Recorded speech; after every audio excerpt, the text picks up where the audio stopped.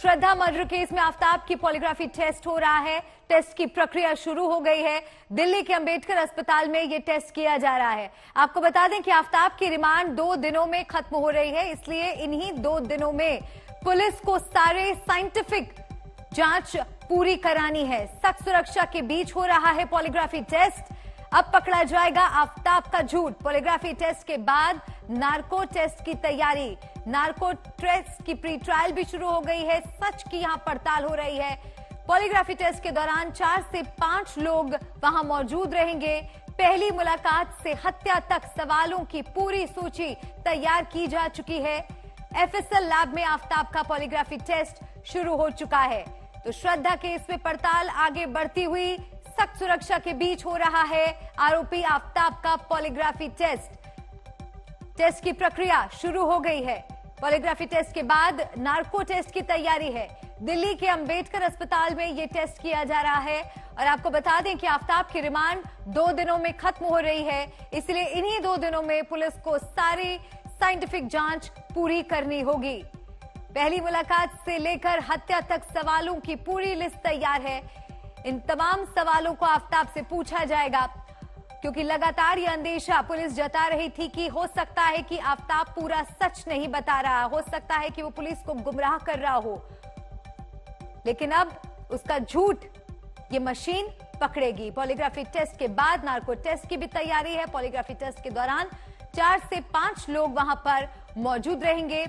एक अफसर होंगे जो सवाल दागेंगे उसके सामने, तो साथ ही वहां पर वीडियोग्राफी भी इस पूरी प्रक्रिया की जाएगी। वरुण सिन्हा मेरे सहयोगी जुड़ गए हैं ज्यादा जानकारी के साथ। सीधा हम वरुण का रुख करेंगे। वरुण, इंतजार यही है कि जल्द से जल्द ये तमाम साइंटिफिक टेस्ट खत्म हो और सच से पर्दा उठ सके। देखिए, निश्चित तौर पे जिस तरीके के हालात हैं और जिस तरीके का केस पूरे 6 महीने से बिखरा हुआ है, ऐसे में इन साक्ष्यों को जोड़ना, तथ्यों को इकट्ठा करना और इन तथ्यों को जोड़ने के लिए सबसे बड़ी बात है कि कुछ ऐसे पुख्ता सबूत तो पुलिस के हाथ में लगे जिस पर ठोस कार्रवाई की जा सके। और शायद यही वजह है कि पॉलीग्राफ टेस्ट में उन तमाम सवालों के जवाब दिल्ली पुलिस निकालने का प्रयास करेगी जो कड़ियां अब तक जुड़ी नहीं है। मैंने पहले भी कहा कि जिस तरीके से पहले जो है वो करीब 18 सवाल पूछे गए थे और अब की बार जो है वो करीब 50 से ज़्यादा सवालों की फहरिस्त जो है वो दिल्ली पुलिस और एफएसएल की टीम ने तैयार की है। लगातार जो है इन सवालों के जरिए ये देखा जाएगा कि इन्वेस्टिगेशन में कितना ज़्यादा जो है वो आफ्ताब सपोर्ट कर रहा है या फिर नहीं कर रहा है।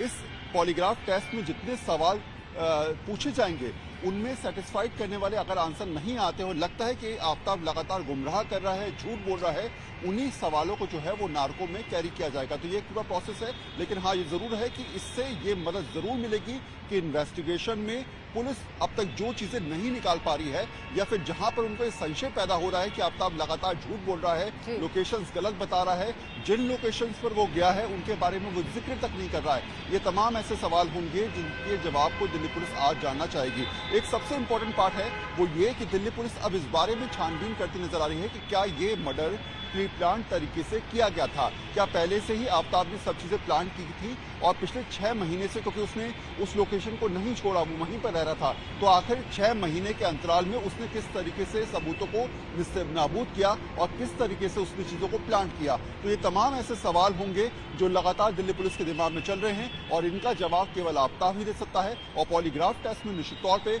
बहुत हद तक पिक्चर क्लियर हो जाएगी और उसके बाद नार्को टेस्ट में हम कह सकते हैं कि सारी तस्वीरें सामने निकलकर आ जाएंगी।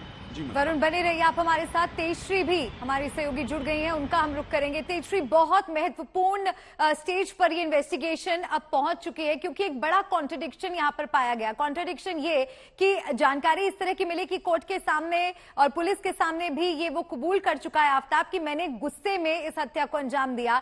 लेकिन जब वो चिट्ठी सामने आती है जो श्रद्धा ने लिखी थी 2020 में, उसमें साफ साफ उसने इस बात का जिक्र किया है कि उससे डर है कि आफ्ताब उसकी हत्या कर सकता है, उसके टुकड़े टुकड़े कर देगा। जी बिल्कुल, देखिए आफताब जिस तरह से स्टेटमेंट्स दे रहा है, पहले उसने कहा कि वो नशे की हालत में था, इसलिए उसने ये सारे घटनाक्रम को अंजाम दिया। लेकिन वहीं दूसरी ओर अभी हाल ही में जब उसने कोर्ट ने इस बात को कबूला कि उसने ये इसीलिए किया क्योंकि उसने हीट ऑफ द मोमेंट में आकर किया, वो बहुत आक्रोशित था उस पर्टिकुलर मोमेंट में।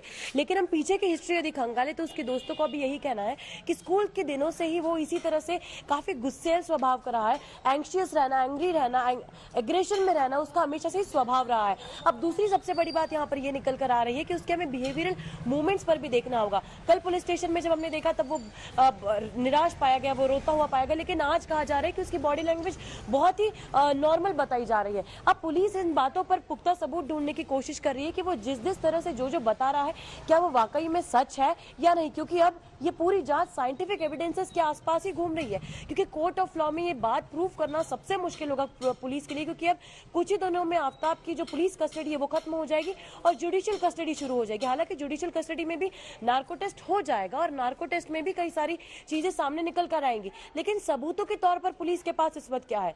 सबूतों के तौर पर पुलिस के पास आफताब का फोन है, पहली चीज। दूसरी चीज, पुलिस के पास वो हड्डियां हैं जो मैदानगढ़ी तालाब से बरामद हुई, जबड़े का निचला हिस्सा है स्कल का जो महरौली के जंगलों से बरामद हुआ, और साथ ही साथ वो 2020 की चिट्ठी सबसे बड़े सबूत के तौर पर इस्तेमाल की जा सकती है, जिसमें उसने ये लिखा था, उसने ये लिखा भी था कि मुझे वो टुकड़ों में काट देगा, he will cut me into pieces. इस बात का साफ साफ श्रद्धा ने जिक्र किया था, और जान हानि भी है, वो कभी भी उसे मार सकता है। वो अब तक पुलिस के पास इसलिए नहीं आई क्योंकि उसे डर था कि आफताब उसकी हत्या कर सकता है, लेकिन फिर वही हुआ जिसका डर था। आफताब ने उसे बहलाया, फुसलाया, माफी मांगी।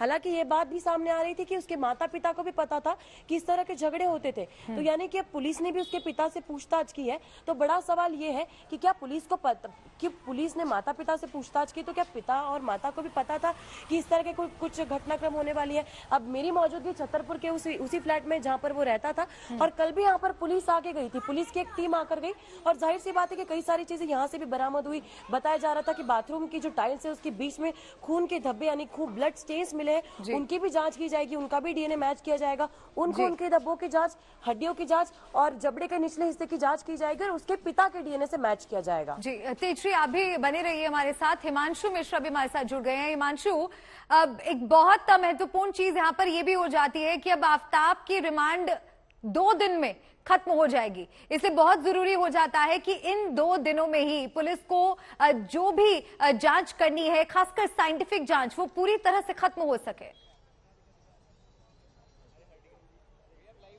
देखिए, बिल्कुल पुलिस 12 दिन से लगातार आफताब से पूछताछ कर रही है। वो जो कुछ पुलिस को बयान दे रहा है, पुलिस की टीम 10 से ज्यादा पुलिस की टीम, करीब 200 पुलिसकर्मी लगातार इस पूरी केस की जांच में जुटे हुए हैं। अब देखिए, सिर्फ दिल्ली में ही नहीं, पुलिस की टीम हिमाचल, उत्तराखंड, महाराष्ट्र और गुड़गांव पहुंचती है। इन सभी जगहों से पुलिस ने एविडेंसेस इकट्ठा किए हैं। इसके अलावा पुलिस के पास कुछ टेक्निकल एविडेंसेस भी मौजूद है और फॉरेंसिक एविडेंसेस भी पुलिस के पास कुछ अभी जिसकी रिपोर्ट आनी बाकी है। अब सर्कमस्टेंशियल एविडेंस अलग है। अब पुलिस इन सारे जो सबूत हैं इन सबको कंपाइल कर रही है और ये देख रही है कि जो भी कड़ियां हैं, जो मिसिंग कड़ियां थी, उनको किसी तरीके से जोड़ा जाए।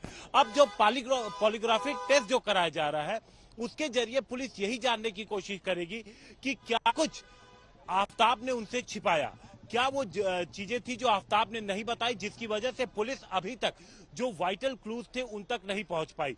जैसे वो मोबाइल फोन हो श्रद्धा का, क्योंकि वो बेहद महत्वपूर्ण सुराग होगा। इसके अलावा वो आरी जो जिससे उसने पीसेस किए, वो आरी उसने कहां पर फेंका, वो नहीं मिला।